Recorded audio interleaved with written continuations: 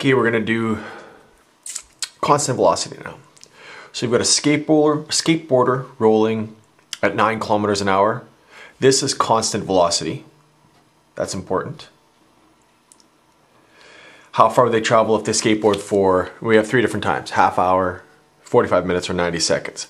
When you have constant velocity, you can use d equals vt, only when it's constant. If you've got a changing velocity, an initial and a final, then you're going to have to use a different formula. But if you identify that this thing is constant, go ahead, use that.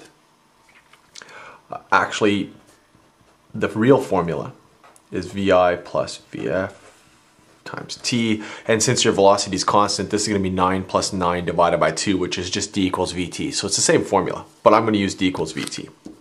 Okay, so for part A, we'd like them to go for a half an hour. So for d equals vt, how far, d, velocity is 9 kilometers an hour, and we want a half an hour. You've got to put it in terms of hours. You can throw in 0.5. So 9 times 0.5 is 4.5 kilometers. So that's part A. Part B can be a little bit different. We're still using d equals vt. We have a choice to make. Your velocity is in kilometers an hour, but your time is in minutes. So we can convert this to kilometers per minute, which is hard. So I'm not going to bother doing that. I'm going to leave it as kilometers an hour.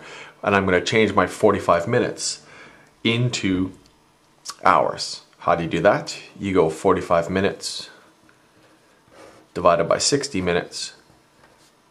And that'll end up giving you 0.75 of an hour, which goes here. And then you're going to end up getting 6.75 kilometers. Make sure that makes sense. If you went for a half an hour at 4.5, if you go for 3/4 of an hour, you should go further, 6.75. And the last one for C, now we have 90 seconds, which is going to give us a choice. For d equals vt, do I want to use meters per second here, or do I want to convert this thing into hours? I think I'm going to convert 9 kilometers an hour into meters per second. You do that by dividing by 3.6, your magic number, and by doing that you end up with 2.5 meters per second.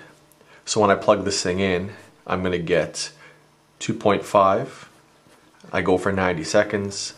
And your answer, when you multiply those together, is 225, but that's not kilometers, that's meters. Logically think about it. If you're only traveling for 90 seconds, it's not going to be 225 kilometers. That's just way too far. So if this thing is in meters per second, and this thing is in seconds, then your final answer has got to be in meters. For this one, if that thing is kilometers per hour, and that thing's hours, then your answer should be in kilometers. Just make sure that you have the same units. Okay, so constant velocity. There you go.